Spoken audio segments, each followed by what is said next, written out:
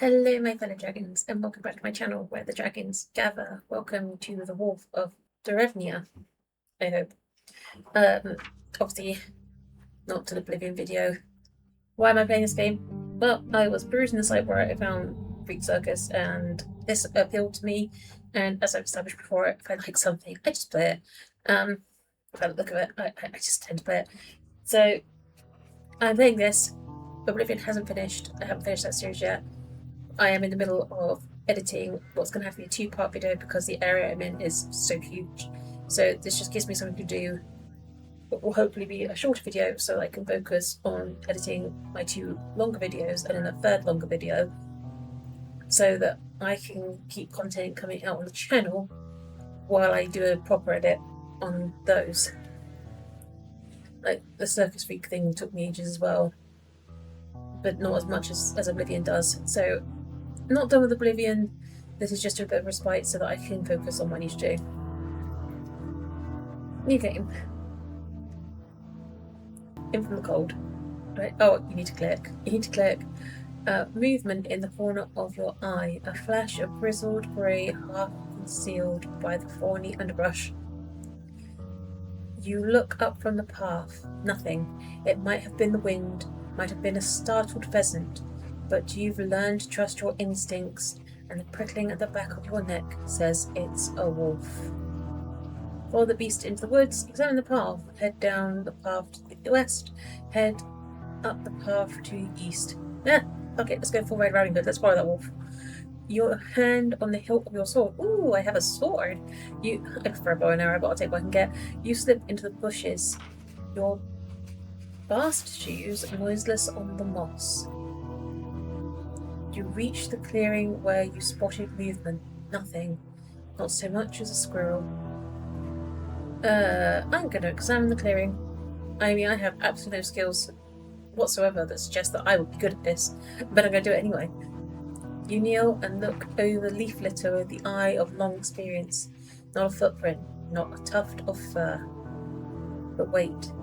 Here on the alder sapling, some snapped twigs. Something has been that way. I told you, we're going full Red Riding Hood. We're following it. Follow the trail. You creep through the forest, alert to any hint of a beast on the prowl. Perhaps this is why you don't see the patch of leaves artfully placed on the ground. Ah, blimmin' heck. Not again! Perhaps you simply aren't accustomed to looking for the work of human hands. Once again, they have trapped me. It's freaking defiance, isn't it? Oh, that looks painful. You jump back as the trap springs. It doesn't catch your foot. Thank goodness for that. But its jaws snap onto the side of your calf, biting deep through the skins you wear. Wait, so I didn't get my foot. It got me further up. That's worse. Arguably, that's worse. Pain spangles your vision with spots of light. You stagger to one knee and grab your leg. Your hands immediately slick with blood. Examine the wound or just bandage it. Head to the village for help. I don't trust the village. I'm pretty sure the village is the one that did this to me. Why would I trust them? We're going to examine the wound because bandaging it straight away just seems like a bad idea. I won't get it out the trap. I'll just bandage it here. Trap included. You gingerly pull away the torn edges of your clothes. The trap has sliced through muscle and tendon. You glimpse a hint of white beneath a gush of blood. Well, now we only have one choice, and that's bandage the wound, because we are not heading to the village that did this to me. You rip through your rucksack for some old strips of cloth, the long faded last remnants of your Rocketree's tunic. You wrap the nearly tourniquet tight around your leg and press down with both hands, biting your lip. The cloth is instantly saturated, and the bleeding shows no sign of slowing. What did they put on the spikes? There's nothing for it. You're going to need real medical attention. Yeah, okay, fine. I really didn't want to go there. They did this to me. You're not sure how you wished to re-enter society, but it wasn't like this. Staggering against the trees for support, a trail of bloody footprints marking your path. The village looms ahead. Church's onion dome rising above the Isba's carved ridgepoles. You can hear low voices, see a couple of people in the village square drawing water from the well. They haven't caught sight of you yet. When people look at you, they usually assume you are usually a woman. At least that's what they saw once, when you were a proper bogateer, I think it is. How will they react to this grizzled creature dressed in skins? You'll soon find out. You gear yourself for the looks, the questions. Striding boldly, creeping quietly. How the hell am I supposed to creep quietly when I've got a really badly injured leg? I do well with pain. I will be going out, out, out, out, out the whole way in. So we're going to stride in boldly, although striding in boldly also doesn't seem like how I do it. Sort of like a bloody limp is how I think I'd enter. It's difficult to look confident when you're staggering to keep weight off your lacerated leg. Well, why wasn't the limping bloodily an option then? Drawing closer, swooning with every step. Is this because I'm a woman? But you do your best. You'll not show weakness before these people. Chin up, meet their eyes. You try to remember the labyrinth of rules that people use among themselves. You feel as out of place among the villagers as you would before the... Okay, apparently it's Niaz and all his retinue. Okay, we're going to go with that.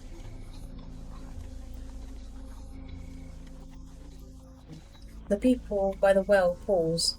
The woman setting down her bucket. You feel their gaze transversing your layers of furs, your long, tangled hair. Silence settles over the village, because not many people dressed this well turn up to this village. Faces appear in doorways. No one speaks. Greet them, ask for help, challenge them. Challenge them feels aggressive. I'd like to do it, just because I'm pretty sure they're the reason. But we'll try greet them. God be with you, you say, your voice hoarse with longing disuse. Okay. God be with you, you say, your voice hoarse with long disuse. Is this us? Oh no. The man by the well smirks and looks you over. Please don't, sir. I don't like your elevator eyes. He certainly hasn't been with you. Oh, bitch, please, I am. Better than all of you.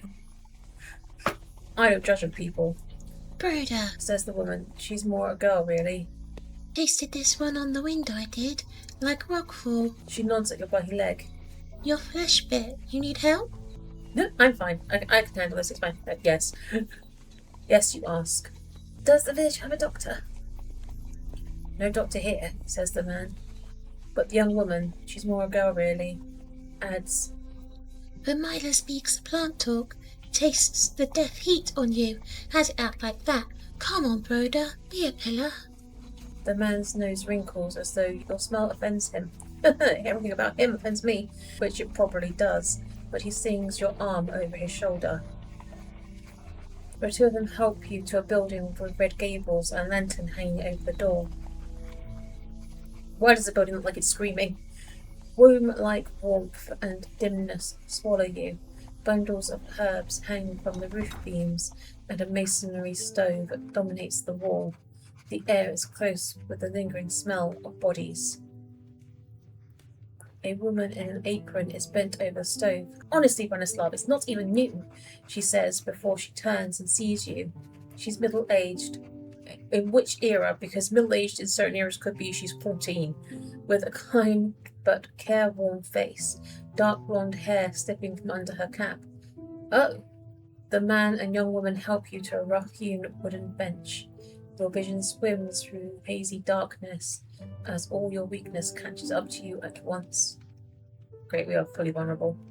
The woman in the apron sizes up the situation at a glance. She shoos the other two out of the inn. Well, go on. You'll only be in the way. She peels away the dirty furs and bandages crusted to your leg with dried blood and clicks her tongue at the sight of the ragged wound. What happened? A trap. Stupid me, I should have seen it.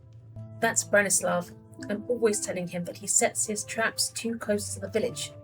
You're lucky it wasn't worse. No broken bones at least, but he'll need stitches. As she goes to fetch a needle and thread with no anesthetic, she says, I'm Mila, by the way. Do you have a name? What name do you give her? Oh, Dragomir. Definitely, we are Dragomir. She raises an eyebrow and gives you a confused smile, but says nothing. We're going to look up what that name means. We only picked it because it had Drago in it. Alright, okay, I'm getting search results for Dragon there, that's not helpful.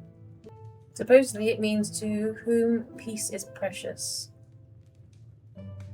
So maybe that's why. Hey dragons, editing Faye here. So actually turns out because it's typically a man's name, Dragomir. So we're just going to go with it. And in this story, we're going to say that the reason she uses the name Dragomir is because there is someone in her family who was quite heroic or that she looked up to, who had the name Dragomir. She's now adopted it to try and live up to that legend, to try and be as heroic as that person. Sometimes I make mistakes. Sometimes you could use those mistakes to enhance the story. That's what I'm trying to do here. We'll keep getting filthy looks from other members of the village because we have a man's name, but I just wanted to explain why we're getting filthy looks, because clearly I didn't realise while I was doing the recording. Well, Dragomir, I imagine this will be nothing compared to the things you've been through, but some liquid fortitude still won't go amiss. She pours a wooden cup of Meadowruka. It's sweet and cloying on your tongue, the taste of the eve of battle. Oh, that's a good line. That's a good line.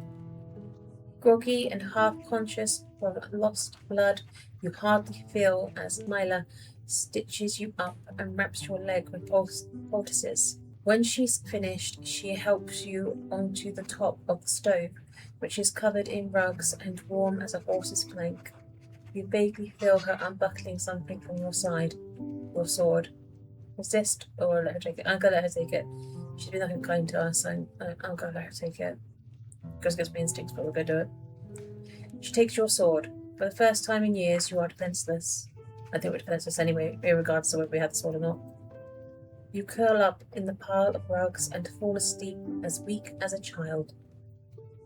You awaken to the rich aroma of stewing meat. Mila is at the table below, mincing herbs and humming to herself. Mila looks up. You must be famished. It'll take a few days to recover your strength. You help me, why? Tempted to ask why. I think she already knows we can't pay her. You help me, why? Why help an injured traveller in desperate need of assistance? What a world we are in that you need to ask such a question. She pauses with the knife in her hand, looking at nothing. Do you know there was a time when man would help his fellow man merely because it was the Christian thing to do? Those were the days. Those were the days. You lapse into quiet reminiscence. I can't pay you. I can't pay you. I have nothing. Well, you saw. She laughed shortly. And I'd spend it on what? A pilgrimage to Novgorod to buy gilded icons? She waves at her surroundings. All of us have nothing. Save Lord Bodomir, of course. Climb down from the stove. You climb down from the stove. Mila is ladling the stew into wooden bowls. A shaggy grey tabby sits in front of the stove. Pet the cat, pet the cat, pet the cat. You stroke the cat's back. He twitches his tail. His name's Cobb, says Mila. He's utterly useless. Well, he's a cat. Well, he's a cat. What do you expect? Absolutely nothing. What village is this? What village is this? It's called Derevnya, says Mila. I don't imagine you've heard of it. Nothing happens here. Well, nothing to talk about. They're calm. You scratch Com's ears as he blinks at you. We could just do this forever. Won't accept Water Stew. You take a seat at the table and accept the bowl she offers you. Broth is thick and brown, and steam rises off of it. It scalds your tongue. I should have cooled it down first. But you still drink it like a starving animal, ignoring the spoon. Salt and herbs. You can't remember the last time someone cooked for you. Mila sits opposite you. You now realise she isn't as old as you thought. Not nearly. Looking past her work-roughened hands, she can't be more than 30. Those eyes, though. There's something in those distant eyes, like she's seen empires rise and fall. So where are you from? Asks Mila. We're going to say north. I'm actually from the south, so people from the north are now probably angrily typing comments. North. Yep, north. That's not very descriptive. No, it's not. You lapse into silence. She says, "You've been out here on your own all this time?" "Yes, all alone." It's not the truth. At least not the whole truth. But the real story is something you cannot yet face in your own mind. Milo rests her cheek on one hand. How could you survive so long by yourself? Now she's just getting nosy. Say nothing. You lock eyes with her and drink your stew in silence. Pointed silence. Milo gives you a patient smile. After a minute or so, it sinks in that you're being ridiculous. You're damned if you'll break the silence first. Milo says, "The fire in the stove is out. I could draw you a bath." That would be lovely, actually. That would be lovely, actually. Milo hauls a cast iron tub out from the corner, places it inside the stove, and fills it with water. She hangs a blanket over the stove's mouth for privacy. You slip inside. It's hazy with steam and easily roomy enough for a grown woman. It takes time to strip your clothes off, layer upon layer of skins and furs, basted together or tied with thongs, all plastered together with old mud and sweat. You blimey. I didn't slip. It sounds like I jumped. You slip into the tub with a sigh. The warm water is soon cloudy and brown. Parasites float to the surface, wriggling in their death throes. You attempt to rake some of the worst snarls out of your hair with your fingers, but it's no use. They'll probably need to be cut out. You scrub yourself, trying to get the black grime out from under your nails and in the creases of your palms. But even when your skin is clean, you can't shake the feeling that something is still clinging to you, like a shadow. When you emerge, Mila isn't there. She's laid out a fresh shirt, sarafan, and headscarf. There's even a pair of newly woven bast shoes. We'll put on the fresh clothes. She's being very generous. I think it's a bit mean to just turn that away. The sarafan is berry red with patterns of leaves embroidered around the sleeves and the lower hem. There are faint stains under the arms of the shirt. It's not that new. It must belong to Mila. You wonder whether she made it herself or whether it was a gift. Whose hands spent all these hours embroidering leaves? I'm now very glad we didn't tone it down. How long have we had it? Is this the cat or is this a wolf? How long has that been sat there? Mila re-enters the inn a few hours later, a basket of marsh peppers on her arm. You're looking significantly more human. How are you feeling? A little stir-crazy, actually. I'm getting a little stir-crazy, actually. In the world, resting is always a risk. You have to be constantly on the move. Sounds exhausting. It is. I'm used to it. I prefer it that way. I'm used to it. I'm used to it.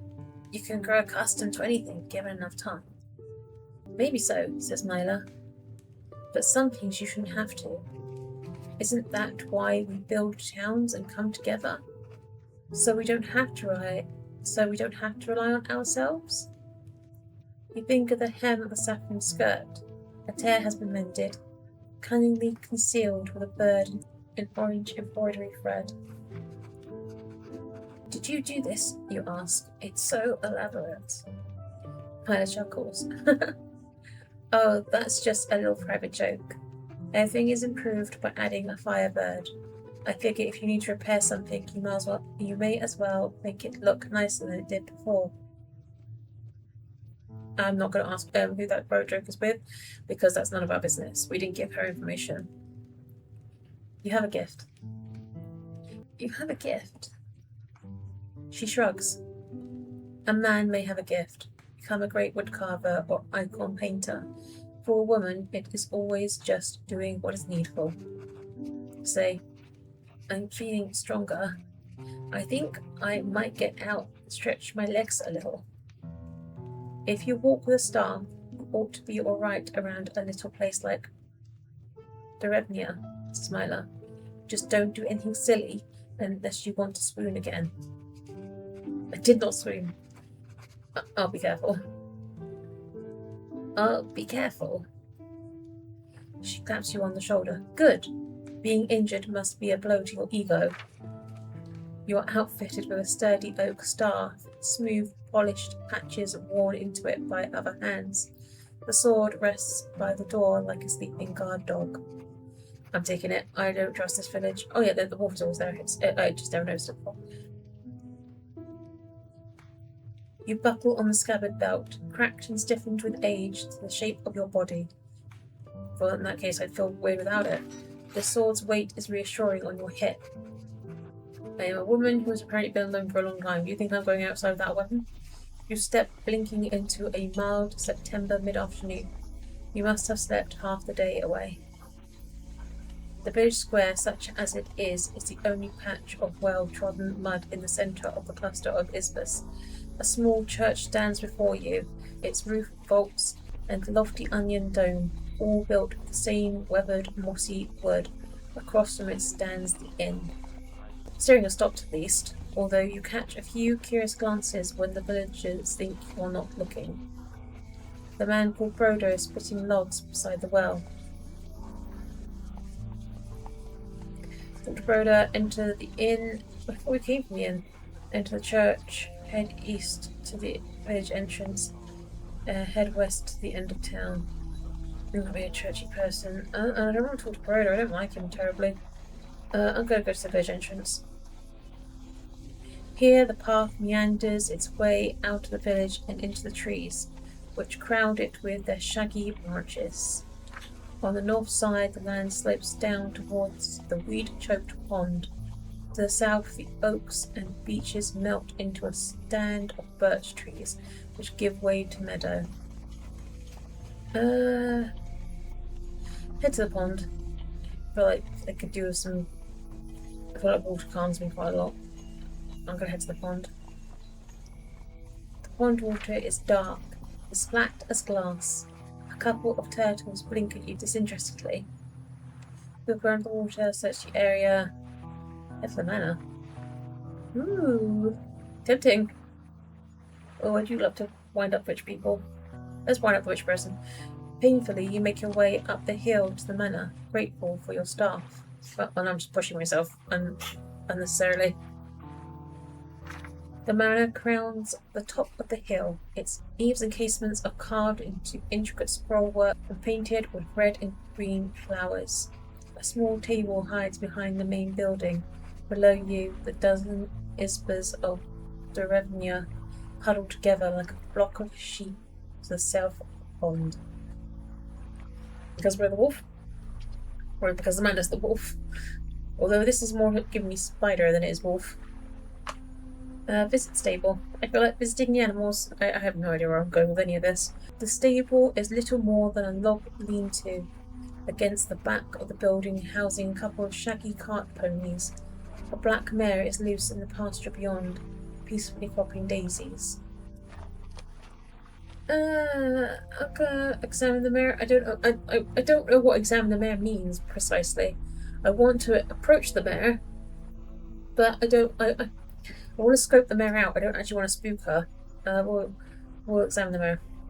She's not one of the great destriers of the Niaz retinue, but a sturdy, small beast with feathering, made for harsh winters and rocky paths. I'd wager she's a Polovsky horse. Approach the mare. You uproot a handful of wild carrots, your own horse's favourite, and approach her slowly, murmuring quiet reassurances. The mare flares her nostrils, but perhaps she senses that you are one who knows horses and loves them, because she accepts the herbs and allows you to stroke her neck. Just a few moments of peace, that's all I'm asking we carve out for ourselves. The manor crowns atop the hill, a small stable hides behind the main building. Below you is Derevnya huddled together to the south of the pond. Should we knock on the door now? Let's knock on the door. The heavy oak door creaks open. A serf woman in a yellow kerchief dips into a little bow. You want to see Lord Godmere? I'll show you in. The parlour's walls are hung with thick felt in patterns of contrasting brown and white. Lord Godmere is sitting by the fire drinking kvass and has a massive scar down his face. My dude, who gave you that? He's a man of 50. Well, fair play to him for living that long in this time period, whatever time period this is. He's a man of 50, his dark beard streaked with grey. His hat and embroidered kaftan are trimmed with ermine fur. A scar sweeps across his cheek and forehead, narrowly missing his eye. Indeed. You now see the boggatry everyone is talking about, he says. Dragomir, isn't it? How did my name get around that fast? You nod. He looks you over. I know this village must seem a backwater compared to places you've travelled, Bogatyr, but we are civilized here. It's not a place where you simply dress and call yourself whatever you please. You understand? Then I won't stay long. Then I won't stay long. You may stay as long as you wish. We simply request that you do not engage in deviant behaviour. Define deviant, sir. I need to know what deviant is, because then I need to decide how long I'm going to stay here. You decide now is not the moment to react to that. He waves you to a chair on the other side of the fire. You sit, and there your staff against the wall. He offers you a glass. Kvass? Oh, is it rude to turn down hospitality? Because I want to say no thank you. But it feels like it's going to be rude to turn down his hospitality when he hasn't turned us away immediately. But is that engaging in indecent behaviour? Ah, flippin' heck, I pulled myself right into a trap. For the second time. And this one has the same level of stakes. I could end up injured or dead. Jerry, no thank you. No, thank you. You're a bit put off by Lord Godmir's affability. Few boys would chat so easily with those outside their rank. Alright, but know that this is the last batch of the year. He takes a sip from his own glass. Now what may I do for you?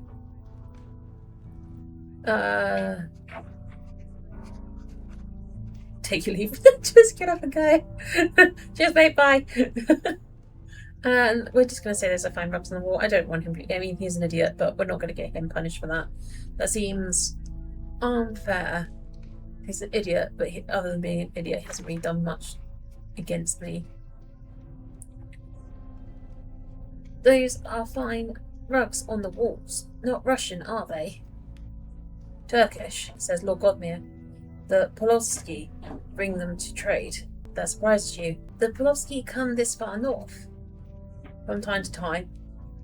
More but these past few decades. They're fine people to trade with when we're not at war.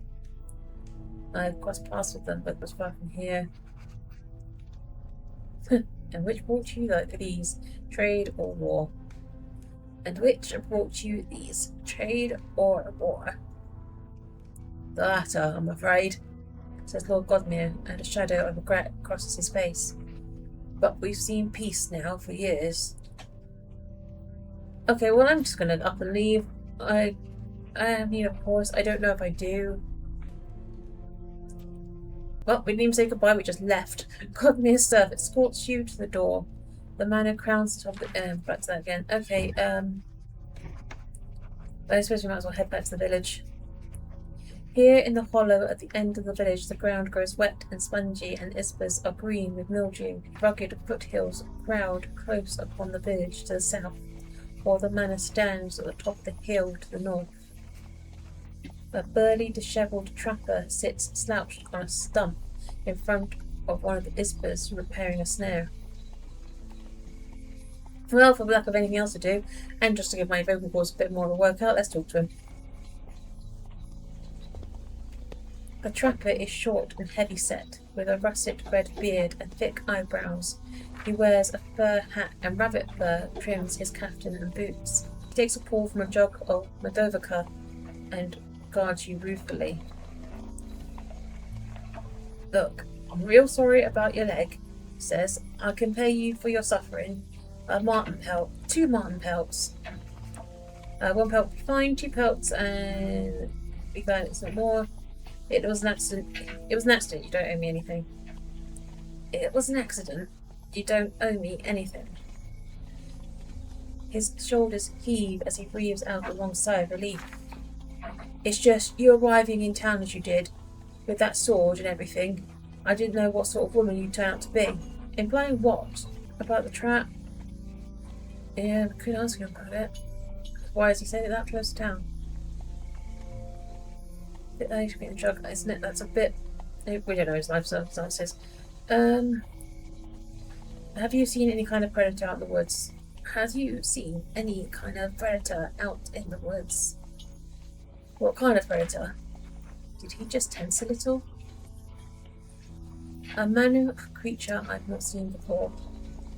A manner of creature I've not seen before. Huge, able to take down great beasts, yet stealthy enough to vanish into the underbrush. He gives you a sidelong look. After a long moment of silence, he says, "You've seen it, haven't you?" "Apparently." "Seen what?" "I had the sense that something was prowling around. I never got a proper look at it, but by its traces, it must have been huge. And by the way it's stalking around the village, lying in wait, it wasn't natural for a beast." Oh, that is terrifying. Always something terrifying about something that's patient, something that's intelligent. And that's why you set out. And that's what you set out to trap. The villagers would have laughed at me if I told them. Just old Branislav, drunk out of his mind again. I needed proof, he says. So much for that. A bit early to be hitting the jug, isn't it? A bit early to be hitting the jug, isn't it? Leave me in peace. A man's got a right to want to be apart from himself now and again. He takes another swig. You're done talking. Yeah, no, fair enough. We tried everything. You're in the hollow at the end of the village. The rocky foothills. Back to this again. I don't think talking to him again is going to yield us any better results than we've already had. Head east into the village. The village square, a patch of well-trodden mud in the centre that whispers. The church stands before you. Across from it stands the inn. Frodo is splitting logs.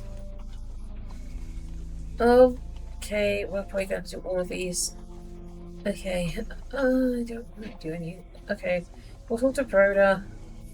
He sets down the axe and pushes his hair out of his face. He's lanky and handsome, okay, in a stony way, flinty eyes, aquiline nose, sharp chin. "So you didn't die after all," he says. "What kind of name is Dragomir for a woman anyway?" "It's mine, f*** off." Comments like these are something you haven't missed about human society at all. Ruefully, you wish you were still out in the woods. Sorry to disappoint. Sorry to disappoint.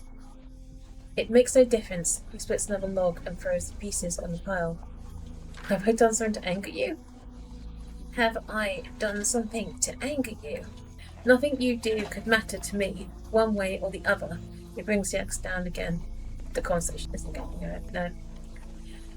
We're back in the village square. I didn't want to talk to this idiot in the first place, so I knew it was going to be a pointless endeavour.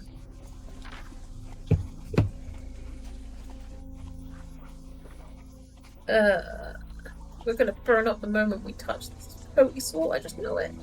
But fine, enter the church. It's creepy Grim Reaper imagery. The nave of the church is rich with the scent of incense. The walls are rough planks, but the iconostasis is gilt and covered in lovingly rendered portraits of the saints. A priest sits on another voice. A priest sits on the bench by the door, poring over a slim codex with a cracked black leather cover. A curly grey beard falls down his chest, and he has a kindly face with crinkles around the corners of his eyes. His cassock is well worn but tidy. He steps forward and stops you at the door with a raised hand.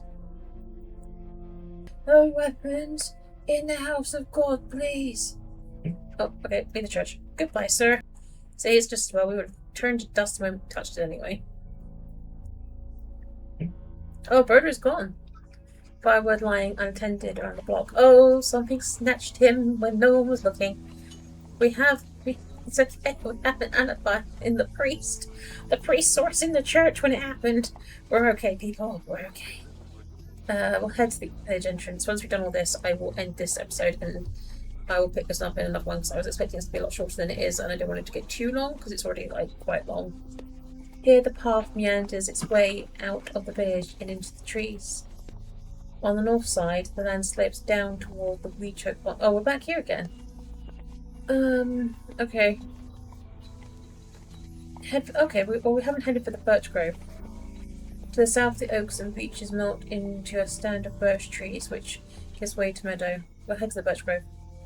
The birch trees stand straight and thin, like an army of spears.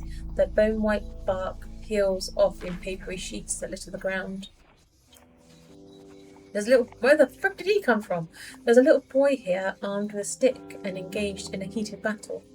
The birch bark strips go scattering like a flock of doves beneath his blows. I want to talk to the boy. Blimey. Okay. The boy lowers his stick and squints at you. Hello there, what's your name? That's what I've done to you. A sword would be better. Sword would be better. A sword would be better. The steel rings like a bird's cry as you pull your sword from your scabbard. The blade has lost its edge and is speckled with rust, but still sound. Intricate liquid patterns seem to dance in the glade's dappled light. You have not drawn a sword in over a year. The boy's eyes grow the size of wagon wheels. You're a bog-eater, a real one. I was. But a girl can't be a bog-eater. Who told you that? Who told you that? Everyone. Books, the Bellini, and you'd trust a storyteller over the real bog-eater in front of you, you say. They only sing of great deeds. I did them. And you went on adventures? You killed things with your big sword? Child, you're too young. Child, you're too young. You don't want to hear about all that. The boy goes quiet for a moment, then he throws you a conspiratorial look and whispers, But you did, didn't you? What kind of things did you kill?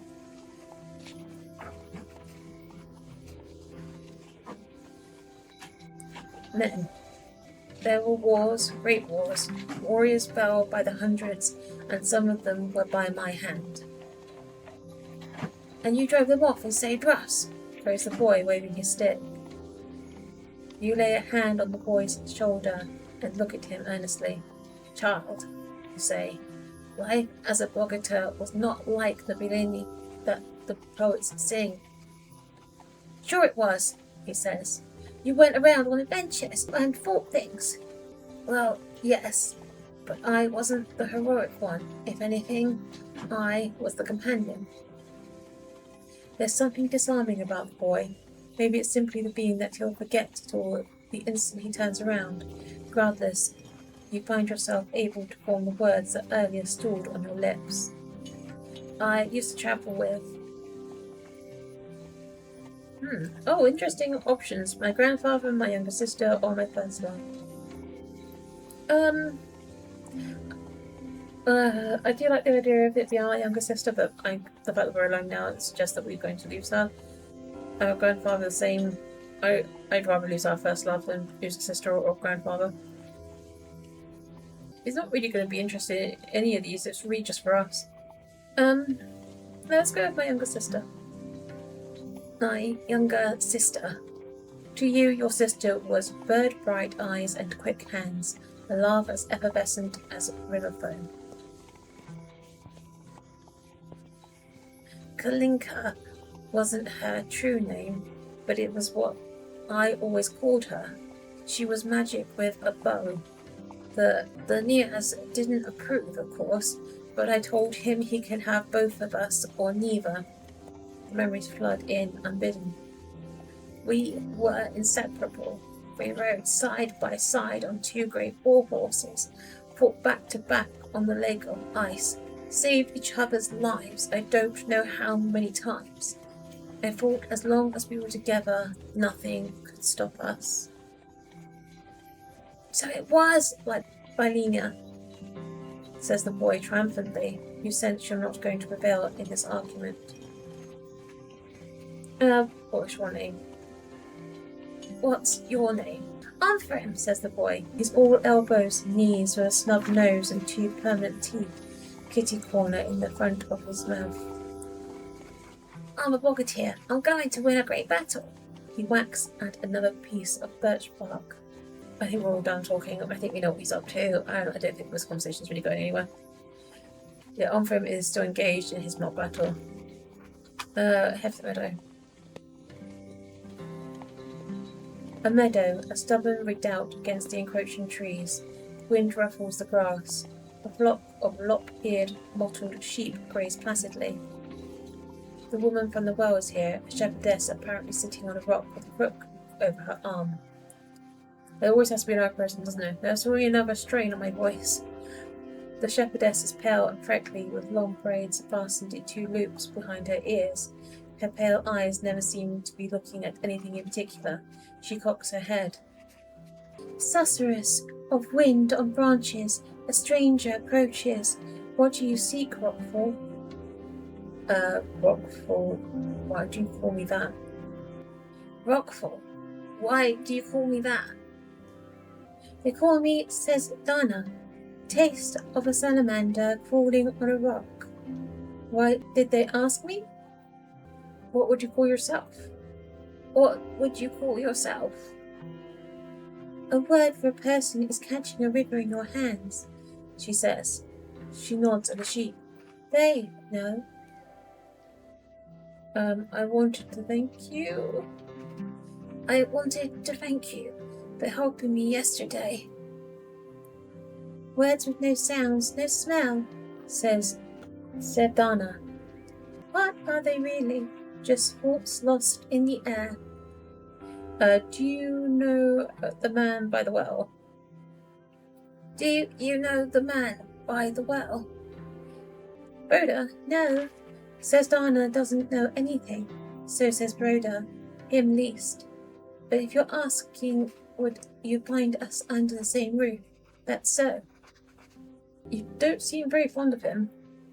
You don't seem very fond of him. Makes no matter. What life taste, says Dana once, no one asks. I'm asking. She gazes up at the clouds spangling the sky, blowing where the sheep-covered field ends. Me, I want to lick the night air and smell the sun warmth, lie in the grass and hear the trees' heartbeats. I don't follow, I'm sorry. Perhaps I'm just out of practice at conversation, but I haven't understood anything you've said. She gives the sky behind you a weary look. Skin folks always the chirp of empty fizz between their teeth, never a moment to taste the silence, but says Dana, between her teeth is the sound of hard stone and warm fur, sharp grass and bitter bark, solid things, and still you say you can't taste them. You don't find this very elucidating. I guess we're done talking. Yep, she's still here with the thing over her arm. Okay. We'll head back to the village entrance. We've seen everything we can. I think it's time we headed back to the inn. Okay, my fellow dragons, I'm going to walk us back to the inn, and I think we'll pick it up there in the next one. So, I think it's this one. So, I hope you're enjoying this. I am. And it's doing a number on my vocal cords, and I won't be able to remember any of these voices when I pick it back up, but I'm still enjoying myself, and that's what this channel's all about. It's just me finding things I enjoy, and I subject you to them. So, my fellow dragons, I hope you're enjoying. I hope to see you in the next one. Take care of yourselves, my loves. Bye bye.